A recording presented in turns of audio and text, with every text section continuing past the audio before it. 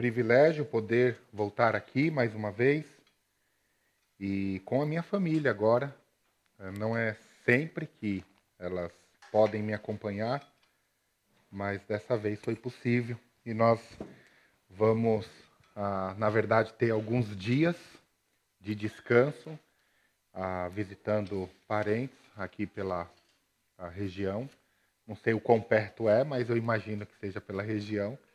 E depois nós vamos voltar aqui para o Prega a Palavra, para poder dar continuidade aos nossos trabalhos. A minha esposa Simone, nossas duas filhas, Isabela e Helena, e minha sobrinha Laura, está me acompanhando dessa vez. É um privilégio. E muito grato a Deus por ser recebido aqui por vocês, sempre com o mesmo carinho, generosidade e amor cristão. É um grande encorajamento para o nosso coração. Convido vocês a abrirem Colossenses capítulo 1. Nós vamos estudar o capítulo 1, a oração que Paulo faz em prol dos irmãos de Colossos. É uma oração bem curta, é uma oração pequena, mas eu acredito que seja das orações que temos no Novo Testamento, aquela que maior teor teológico e compreensão do Evangelho é contemplado aqui nessa pequena oração que Paulo faz. Capítulo 1, e nós vamos ler os versículos 9 até o verso 14. O versículo 13 e 14, na verdade, já não faz mais parte da oração, mas ele é a conclusão dessa oração que Paulo faz, dos versículos 9 até o versículo 12. Apenas 3 versículos, mas uma oração muito poderosa. Eu vou ler a palavra de Deus aqui, na Nova Almeida Atualizada. Diz assim, versículo 9 de Colossenses capítulo 1. Por esta razão, também nós, depois que soubemos disso, não deixamos de orar por vocês e de pedir que transbordem do pleno conhecimento da vontade de Deus em toda a sabedoria e entendimento espiritual. Dessa maneira, poderão viver de modo digno do Senhor para o seu inteiro agrado, frutificando em toda boa obra e crescendo no conhecimento de Deus. Assim vocês serão fortalecidos com todo o poder, segundo a força da sua glória, e em toda a perseverança e paciência com alegria, dando graças ao Pai, que nos capacitou a participar da herança dos santos na luz. Ele nos libertou do poder das trevas e nos transportou para o reino do seu Filho amado, em quem nós temos a redenção, a remissão dos pecados. Deixa eu orar mais uma vez. Senhor, nós somos gratos a Ti por Tua palavra, que ela seja proclamada com fidelidade, que traga encorajamento, que traga cura, que traga um modo de vida a qual nós devemos nos identificar, Pai. Viver, nos mover, reconhecer a Tua graça e a Tua misericórdia com o Teu povo. Nós clamamos, Pai, para que esse momento seja um momento muito especial para cada um dos nossos corações aqui representados. No nome de Jesus que nós oramos. Por isso, amém. Eu não sei como você entende a necessidade de orar, mas certamente você sabe que a oração ela é um elemento extremamente importante para a vida cristã. Mas não apenas ela é importante porque nós nos comunicamos com Deus, mas ela é importante porque nós pedimos, suplicamos algo a Deus. E Paulo, nessa oração, ele nos ajuda a fazer a súplica correta, a nos dirigir ao Senhor, clamando por aquilo que de fato é importante para as nossas vidas. Os versículos de número 9, ele começa dizendo, por essa razão. A pergunta que nós devemos responder aqui, por qual razão? Por qual razão será que Paulo está iniciando aqui o versículo 9, suplicando pelos irmãos de Colossos. Evidentemente, isso nos faz olhar para os versículos anteriores. E os versículos anteriores nós temos um relatório, uma descrição extremamente rica. Paulo fala no versículo de número 3 que Cristo é Senhor desses irmãos. No versículo de número 4, ele diz que em Cristo Jesus o amor desses irmãos está sendo demonstrado por todos os santos. No versículo 5, Paulo fala que eles têm esperança, uma esperança que está guardada e reservada para eles no céu. Uma esperança que ninguém pode tirar. No versículo 6, Paulo fala do evangelho que chegou até o ouvido dessa comunidade de Colossos. Eles foram transformados por esse evangelho. Paulo diz que esse evangelho está produzindo frutos, crescendo em todo o mundo. Está acontecendo dessa forma com eles. E no versículo 7 e 8, Paulo diz que eles receberam todo esse conteúdo do evangelho por meio de Epáfras, um homem muito fiel, um homem que realmente foi um pastor ali daquela comunidade. Então, Paulo, antes de orar por essa comunidade, ele está revelando para eles o motivo pelo qual ele vai orar. O evangelho chegou até vocês. O evangelho modificou a vida de vocês. O evangelho faz vocês terem amor por todos os santos. O evangelho faz com que vocês se preocupem com os demais. Vocês têm a vida transformada. Vocês agora é o povo de Deus. Vocês estão em Cristo Jesus. Então, por causa dessas coisas, início do versículo 9, também nós, desde o dia que soubemos disso, não deixamos de orar por vocês.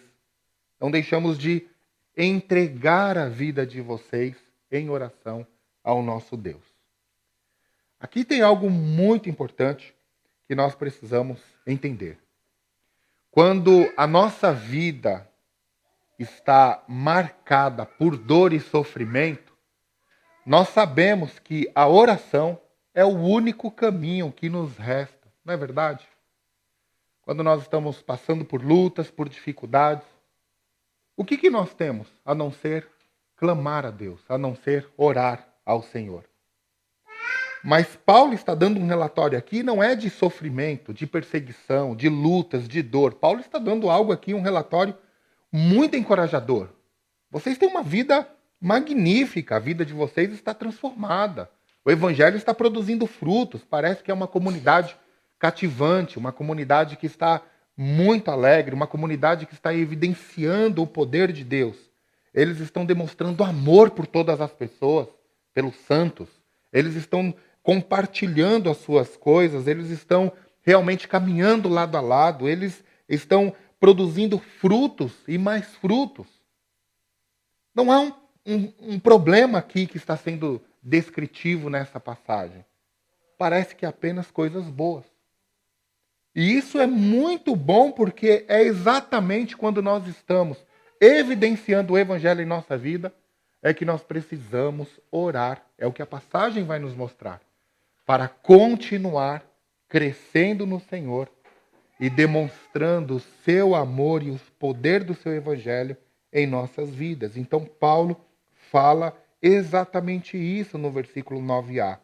Quando soubemos dessas coisas, não deixamos de orar por vocês. Oramos intensamente por vocês. A ideia aqui que a NAA captou, não deixamos de orar, é como se eles estivessem orando de forma contínua, todos os momentos, durante quase todo o dia, né? Evidentemente é uma expressão que nós utilizamos, mas todos os momentos que lembramos, eu vou orar pelos irmãos de Colossos.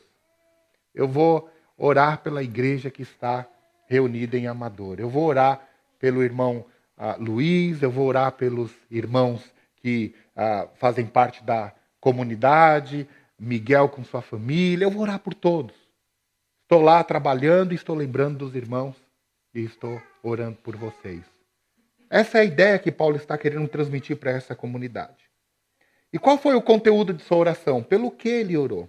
Aqui é que começa, meus irmãos, a ficar realmente interessante para nós perceber o conteúdo dessa oração, porque nós não nos damos conta da necessidade de aprofundar o nosso relacionamento com Cristo, com Deus, todos os momentos da nossa vida.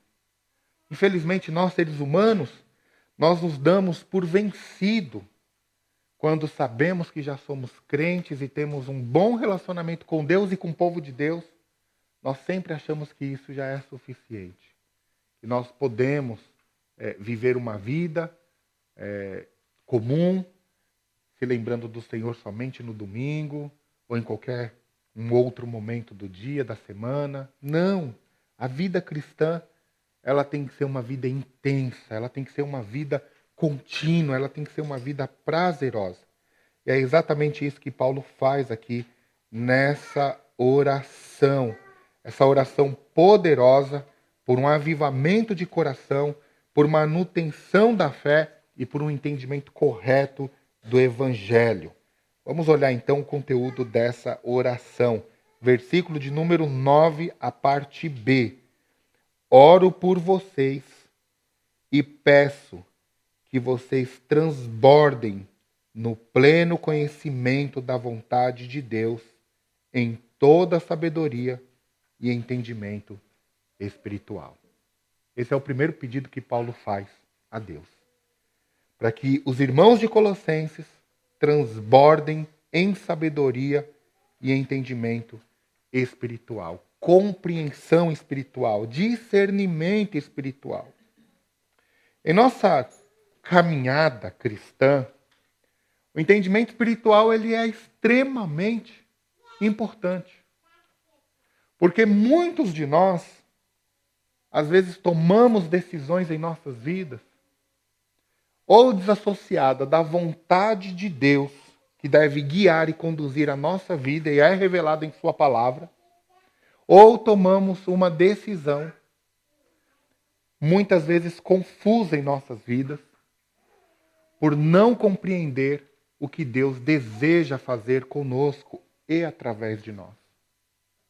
Então, Paulo está orando por uma comunidade que já está impactada pelo Evangelho, transformadas pelo Evangelho, para que eles cresçam ainda mais, para que o seu entendimento seja cada vez maior, seja um entendimento profundo. E por que isso é importante? Isso é importante porque a vida dos colossenses, o contexto em que os colossenses viviam, moravam, era um contexto extremamente desafiador. Aqui em Colossenses havia uma comunidade que era conhecida pelos especuladores, os famosos gnósticos. E o que eles diziam? Eles buscavam um tipo de conhecimento que era um conhecimento que não era um conhecimento em Cristo, em Deus, era um conhecimento especulativo. Paulo chega ao ponto de dizer no capítulo 2 que eles estavam querendo filosofar, que eles estavam querendo entender conforme as coisas da vida, da filosofia, que eles estavam buscando sabedoria e conhecimento humano para poder viver uma vida saudável. E Paulo fala, olha, vocês já têm tudo o que vocês precisam, vocês já têm o Evangelho. O Evangelho é o poder de Deus. O Evangelho é que vai fazer com que vocês vivam em Cristo, enraizados, edificados nele, confirmados na fé. Olhe lá o capítulo 2, versículo de número 6. Paulo chega ao ponto de mostrar essa realidade. Portanto, assim como vocês receberam Cristo Jesus, o Senhor, continuem a viver nele, estando enraizados e edificados nele, confirmados na fé, como foi ensinado a vocês, crescendo com ações de graças. Tenham cuidado, versículo de número 8, para que ninguém venha a enredá-los com a sua filosofia e as vãs sutilezas, conforme a tradição dos homens, conforme os rudimentos do mundo e não segundo Cristo. Então, o argumento de Paulo aqui em orar pela comunidade de Colossos é para que eles se aprofundem em Cristo, em conhecimento. Por quê? Para que eles não caiam em rudimentos humanos, em filosofias humanas, em palavras que não têm absolutamente nada a ver com o evangelho de nosso Senhor e Salvador Jesus Cristo. Esse aprofundamento, essa vida contínua no conhecimento do evangelho, essa vida que nos faz transbordar em conhecimento da vontade de Deus revelada em sua palavra, ela é possível porque nós fomos, à semelhança dos irmãos de Colossos, mudados pelo poder de Deus, transformados pelo poder de Deus. Veja o versículo 19 do capítulo 1. Porque Deus achou por bem que nele residisse a plenitude, e que, havendo feito a paz pelo sangue da sua cruz, por meio dele, reconciliasse consigo mesmo todas as coisas, quer sobre a terra, quer nos céus. E vocês, que no passado eram estranhos e inimigos no entendimento pelas obras más que praticavam, agora, porém, ele os reconciliou no corpo da sua carne, mediante a sua morte, para apresentá-los diante dele santos, inculpáveis e irrepreensíveis. Bom, os versículos 19 a 21, aqui que nós acabamos de ler, está mostrando que crescer no conhecimento de Deus é algo totalmente possível para o povo de Deus, porque não há nenhuma barreira que nos impede de poder viver com esse Cristo que nos deu o seu evangelho, nos transformou e nos está fazendo agora viver enraizados nele. O primeiro conteúdo da oração de Paulo, então, é para que essa comunidade ela cresça no pleno conhecimento da vontade de Deus. E isso deve ser demonstrado em sabedoria, isso deve ser demonstrado em nossa espiritualidade, isso deve ser demonstrado em nossa conduta, isso deve ser demonstrado nas nossas ações, na maneira como nós nos relacionamos como povo de Deus, como recebemos pessoas, como enviamos pessoas, como descansamos, como fazemos missões, como conduzimos nossa vida familiar, diz respeito a tudo. Porque o evangelho, ele chegou em nossa vida e o evangelho modifica tudo, absolutamente tudo que nós temos, que nós somos e como nós demonstramos a nossa caminhada.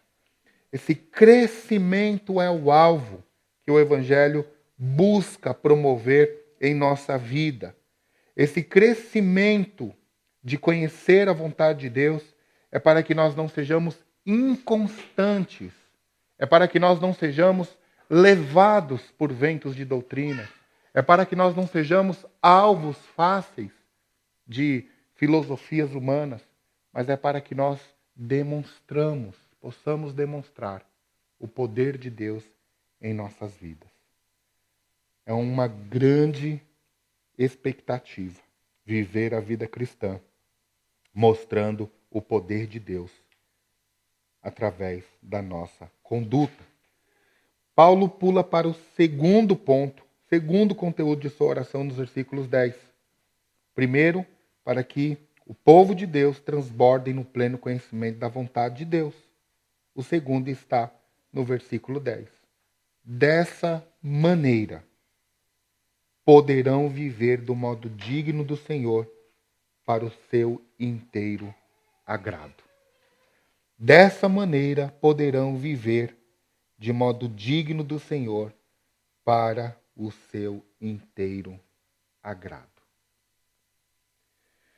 Nós, como família, estamos assistindo uma série, The Chosen, que está disponível. Eles têm um aplicativo próprio e também está disponível no YouTube. É uma série, não sei quantos de vocês têm acesso e conhecem. É uma série com uma demonstração da vida de Jesus e dos seus discípulos. E há algo muito interessante que a série ela retrata o tempo inteiro.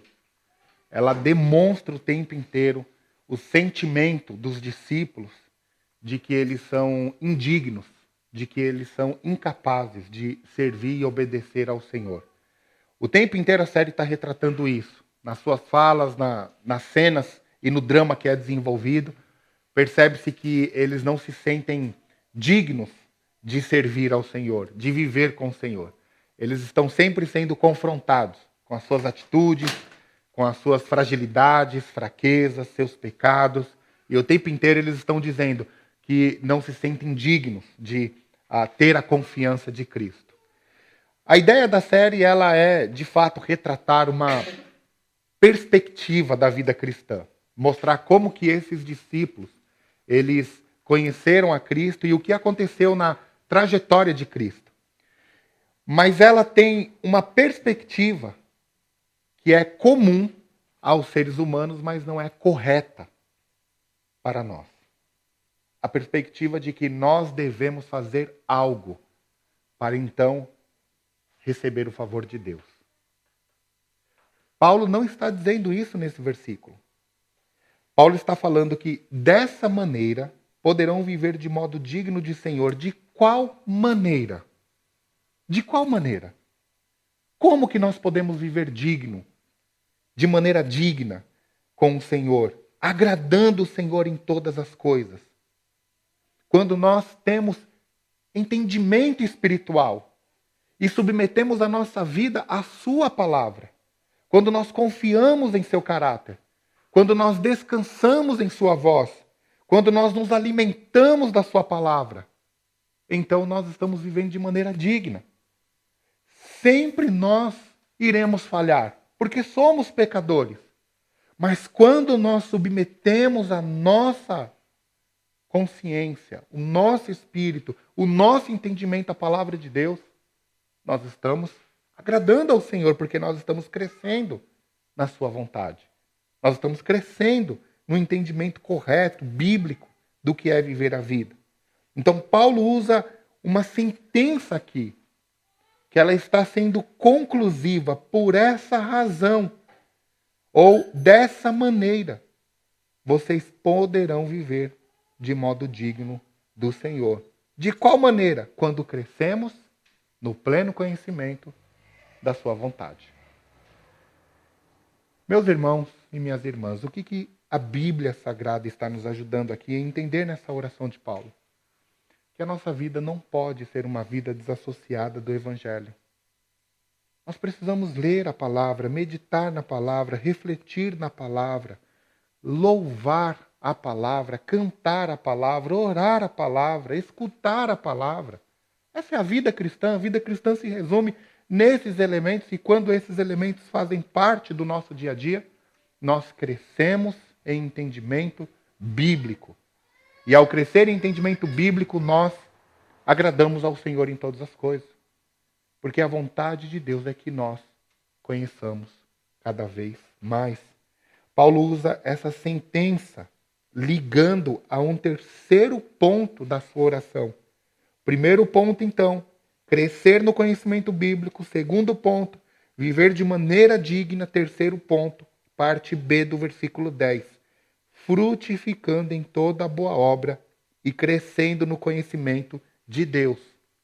Ele fecha o seu argumento da mesma forma como começou. Cresça no conhecimento de Deus. Viva de maneira digna. Frutifique em todos os pontos e cresça no conhecimento de Deus. Então, a maneira de viver o Evangelho, a maneira de viver a vida correta, a maneira de frutificar em todas as áreas é crescendo no conhecimento de Deus. E o conhecimento de Deus é o conhecimento revelado. Não é um conhecimento que nós nos trancamos em uma sala ou em algum lugar e buscamos esse conhecimento por outras formas, espiritualidade, contemporânea. Não é nada disso. É o conhecimento revelado. É o conhecimento que está em sua palavra. O mesmo apóstolo vai nos lembrar em 2 Timóteo capítulo 3 que toda a Escritura ela é inspirada por Deus e útil para revelar o caráter de Deus, para nos fazer ser piedosos, para nos fazer viver em justiça, habilitados para toda boa obra. Então Paulo faz essa oração argumentando três pontos específicos: conhecimento de Deus para poder viver uma vida transbordante no Evangelho, viver uma vida que, de modo digno, viver uma vida frutífera e mergulhar ainda mais no conhecimento de Deus.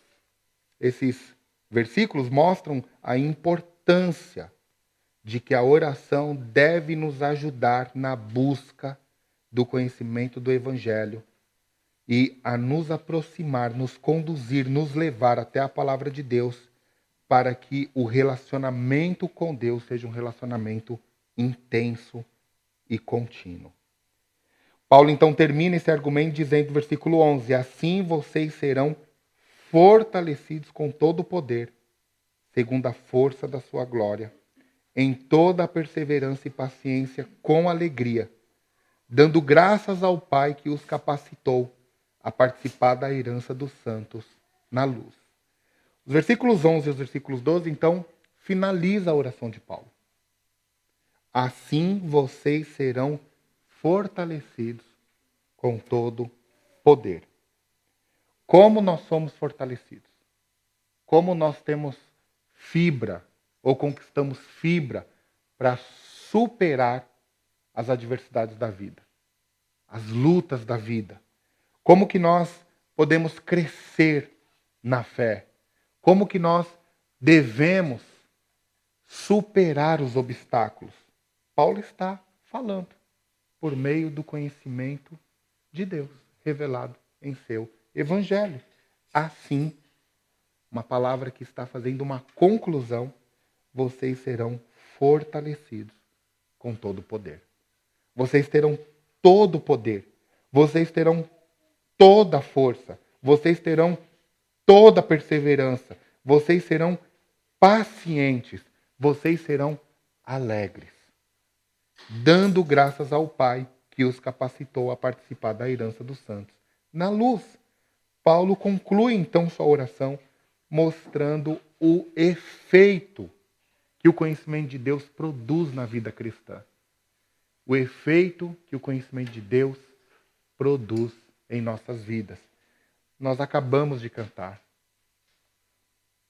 ó Senhor, nós queremos te seguir com fervor. O resultado dessa súplica, desse pedido, está nesses versículos que nós acabamos de ler. Mas o que mais é encorajador nesse texto é o que Paulo vai fazer nos versículos 13 e versículo 14, ao nos mostrar que essa intimidade, que esse fruto, que essa vida de ser um crente no Senhor Jesus, perseverante, fortalecido, com poder, com alegria, ela é totalmente possível. Porque Deus já fez tudo o que era necessário para ser feito e nos capacitar para essa realidade. Versículo de número 13. O apóstolo Paulo, então, vai nos conduzir a uma realidade incrível. Ele nos libertou do poder das trevas e nos transportou para o reino do seu Filho amado, em quem nós temos a redenção, a remissão dos pecados. O que o Pai fez? O que Deus, o nosso Pai, a qual nós devemos dar graças, no versículo 12, nos capacitou a participar da herança dos santos na luz. Que capacitação foi essa para que nós possamos viver com intensidade essa oração do apóstolo Paulo? Primeiro, versículo 13a, nos libertou do poder das trevas. Os irmãos de Colossos, eles tinham o privilégio de poder olhar para trás agora e ver que já não existe absolutamente mais nada que impede eles conhecerem o poder de Deus. As amarras do pecado, as amarras e a atuação do diabo na vida de um homem, de uma mulher, agora já não existe mais. Porque em Cristo há plena liberdade. Em Cristo há o poder da vitória. Lembre-se da oração de Paulo lá em Romanos 8, capítulo 1. Não há mais condenação para aqueles que estão em Cristo Jesus, que foram libertos do poder do pecado e agora estão em Deus, por meio de Cristo. Já não há mais nenhum tipo de condenação para o salvo. Então Paulo está argumentando o seguinte, olha, o Pai a qual vocês devem dar graças, capacitou vocês para participar da herança dos santos na luz. E que capacitação foi essa? Primeiro, ele libertou vocês do poder das trevas. Ele tirou vocês do império das trevas. Vocês já não têm mais dívida com esse império, a qual vocês nasceram, a condição da qual vocês nasceram. Vocês estão libertos. Já não há mais forças que possam impedir vocês viverem para agradar a Deus, viverem para conhecer a Deus. Segundo, não apenas tirou vocês, mas transportou vocês para o reino do seu Filho amado. Deus não apenas nos tirou, mas Ele também não nos deixou à própria sorte. Ele nos tirou do domínio do império das trevas e nos colocou no reino do seu Filho amado. Ou seja, em Cristo Jesus nós temos a segurança que precisávamos para viver a vida cristã. Lembre-se lá de João capítulo 10. Vocês estão em minhas mãos e ninguém pode tirar vocês das minhas mãos, porque as mãos do meu Pai guardam vocês. E as mãos do meu Pai é poderosa. E ninguém pode arrebatar vocês das mãos do meu Pai. Cristo, então, em João 10, fala do poder que ele tem para proteger o seu povo, cada um de nós, que confessamos a Cristo como Senhor Jesus. Todos nós estamos guardados, fomos tirados do império das trevas e colocados no reino da luz, no reino de seu Filho amado. E aí o versículo 14, Paulo diz, em quem temos a redenção. Nós não apenas fomos tirados do império das trevas, colocados no reino do seu Filho amado, mas também nós fomos redimidos. A palavra redenção aqui é o ato de compra, é o ato de ser justificado, é o ato de que não há mais dívida para ser paga. Então não existe mais nenhuma possibilidade de um dia, seja lá quem for, inclusive o próprio Satanás, requerer da mão de Deus as nossas vidas. Porque nós fomos comprados. Nós fomos tirados, arrancados de lá. Mais à frente, Paulo vai usar esse mesmo argumento para falar que por meio dele nós fomos reconciliados. Nós já lemos isso aqui no começo. E aí, então, a partir do versículo 24, Paulo vai falar sobre a graça e a misericórdia do evangelho que esteve escondido por gerações, mas que agora foi revelado em Cristo, e esse evangelho é o que nós recebemos. Nós vivemos, nós desfrutamos. Então Paulo está usando seu argumento aqui, essa pequena oração, para dizer, olha, meus irmãos, vocês podem crescer no conhecimento de Deus. Vocês podem, já não tem mais nada que impede vocês a viver no conhecimento de Deus. A palavra revelada, o Espírito Santo habitando em vocês, vocês estão inseridos no reino da luz. Ninguém pode tirar vocês de lá, então não há nenhum tipo de empecilho para que vocês cresçam. É por isso que eu estou orando, para que vocês cresçam cada vez mais no conhecimento do Evangelho. Porque esse Evangelho é que vai fazer vocês viver de modo digno do Senhor, frutificando em toda boa obra. Vocês serão reconhecidos como meu povo. Qualquer pessoa vai olhar e vai dizer, ali está um salvo no Senhor Jesus. E isso não é por causa das nossas forças. Eu não acordo de manhã e digo, hoje eu vou ser o melhor crente que eu posso ser. Mas eu sou capacitado por o Evangelho para ser o melhor crente que eu posso ser por causa do poder de Deus. Por causa da santa palavra do Senhor. E Paulo está dizendo, isso tudo é possível, porque vocês já não fazem mais parte do poder das trevas. Vocês estão inseridos no reino do Filho amado, em quem vocês têm a redenção. Isso é o perdão dos pecados, a remissão dos seus pecados. Vocês agora são salvos em Cristo Jesus. A redenção que nós tanto aguardávamos, a redenção que nós tanto necessitávamos, a redenção que nós tanto precisávamos, agora ela está completa em Cristo Jesus. E isso nos fez povo do Senhor. É uma grande bênção, é uma grande alegria.